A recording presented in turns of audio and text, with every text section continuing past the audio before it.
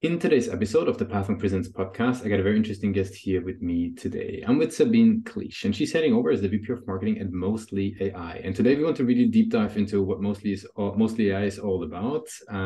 Definitely the keyword here is smarter synthetic data, as you can actually see it on the screen, guys. So if you're watching the video, so basically the point is how they can create safe, accurate, relevant, and insightful synthetic data that helps teams to basically move towards a smarter and fairer future. So a lot of interesting high-level points that I mentioned, but we want to deep dive into what it actually is all about, who's benefiting the most, and how Sabine is thinking about growth for Mostly AI. So welcome to the show. Thank you very much for the invitation. Sure. So maybe give people like a brief overview. What is Mostly AI all about in your own words? Fantastic. These days, I often start with saying, hey, generative AI, because everyone is talking about it. Mm-hmm. And I could in a very easy say, hey, create your own ChatGPT based on your own tabular data in your business, because that's what we enable businesses to. So we offer a platform to create AI-generated synthetic data, as you mentioned already. What does that mean? So we're not creating synthetic data out of thin air. So we literally need to train the AI on the original data, on the production data set. And from there, create then a new data set from scratch that looks actually almost the same like the original. It has the same patterns, correlations, but not the personal data points. So it is 100% privacy safe and protected, and allows now organizations, businesses to work with those data, accurate data, statistically representative data that are as good, if not even better than the original data. Mm-hmm. Very cool. Now, tell us a little bit about the use cases, like who's leveraging that data and for, what types of purposes? Mm-hmm.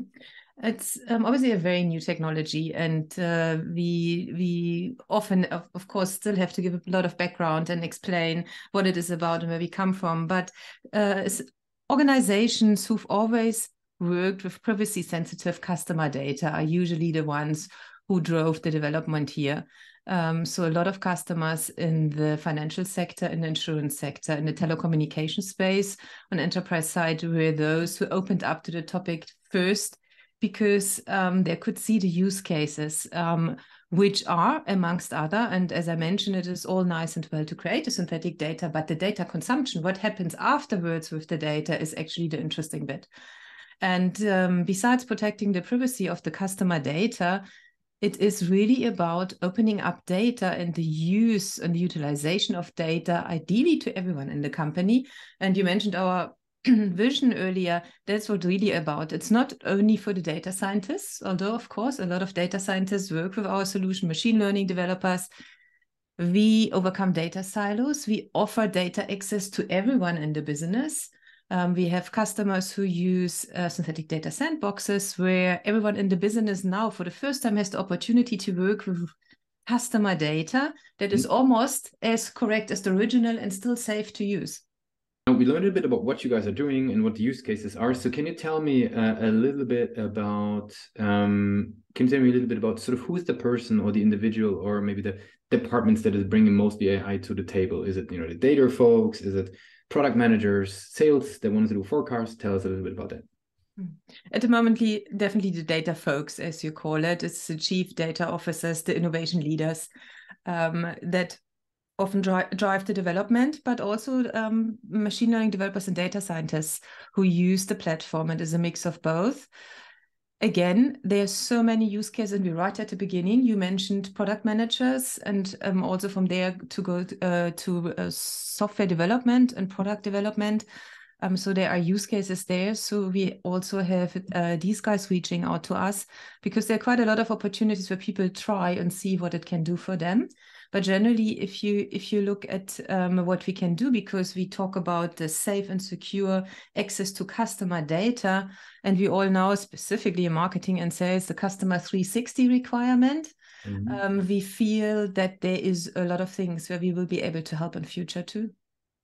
Gotcha. Very cool. So now, how do these folks actually learn about you guys? Like, what would be the channels that they walk through in order to, number one, get to know Mostly, but also, getting in contact and getting started? Mm-hmm. I mean, as I mentioned, a lot of our customers are enterprise customers, are bigger organizations. So we have the traditional marketing ways, first touch points, if you want to call it like that, starting with events and conferences, through all kinds of, from SEO to SEA campaigns. But at the end of the day, most of them happen digitally, happen via the website, happen the content that we create. But generally, it's a variety of channels. And however, another new channel that we created last year is also our freemium version. We are an on-premise solution. However, we absolutely understand the need to give access to, as I mentioned, the data scientists, the machine learning developers, the software testers who want to play around and get a better understanding of what you can do with synthetic data. So we offer a freemium version, and that obviously is also a tool to acquire interest. Gotcha. That makes a lot of sense. Now, what role do you think the website plays? Like, I mean, in their journey, getting to know you guys, how do you think about the page, in its role in their current journey?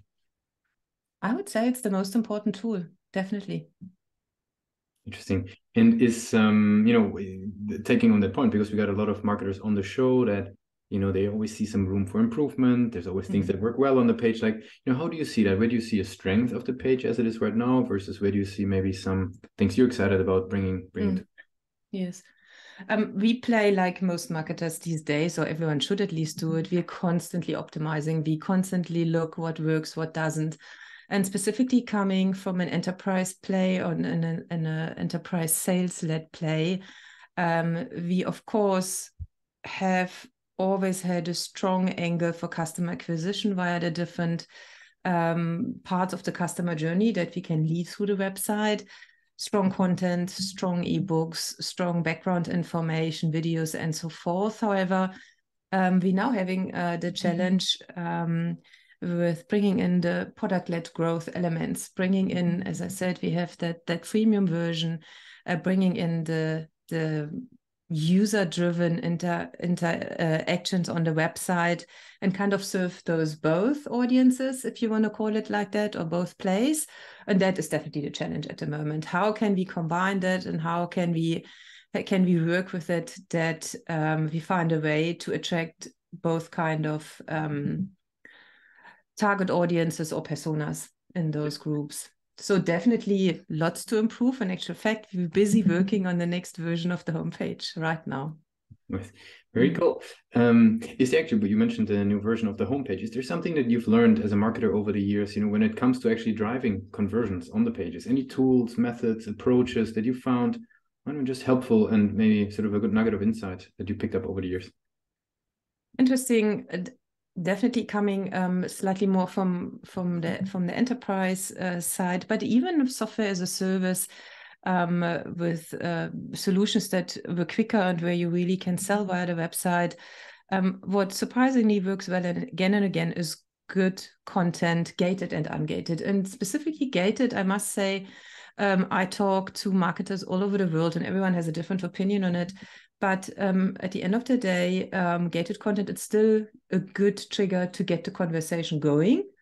You can't see it as a lead or someone who shows already buying intent, depending on where they are in the customer journey. But it is something that has worked very well.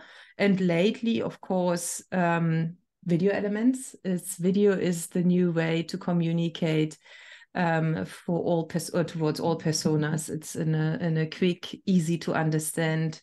And also for us marketers, quite challenging, right? To compress that into short messages, but it's also working really well. Gotcha.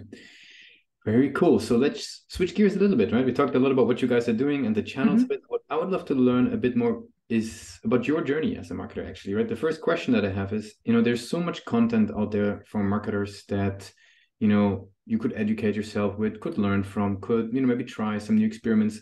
What's sort of your go-to places, your go-to resources in order to, basically, stay on top of what you like to learn in marketing with all the noise out there at the same time? It is really a difficult question because, as you say, there is so much out there. Definitely podcasts have become a way to stay on top of things, specifically if you want to get deep insight relatively quickly. What is deep insight? Okay, you could talk about 2 years studying something, but I mean, if you want to learn about a topic or familiarize with a topic, podcasts work well. Just follow certain influencers on LinkedIn is still a thing that works really, really well. I personally am not a fan of these lots of books. I know a lot of my colleagues read lots of books. I'm more the shorter essays, podcast, LinkedIn, and a lot of talk, networking, speaking with peers, ideally from all different countries, which is really, really important to try to get really what's happening in different parts of the world. Are there differences? Is there different thinking? It is that kind of mix. And every now and then a cool little online course, although it is hard to find something that really inspires. And also because, and I mean, we don't need to be shy about that. A lot of companies produce quality content that for us in the marketing field can be used as training material, although originally it was meant to attract customers. There's a lot of that as well. Yep, that makes a lot of sense. I got some rapid fire questions to wrap it up for today and to get to know you a little bit better. Are you ready? What is the last podcast you listened to? Actually, my own podcast, The Voice of B2B Marketing, unfortunately only available in German, but yeah, one of the leading B2B podcasts in Austria.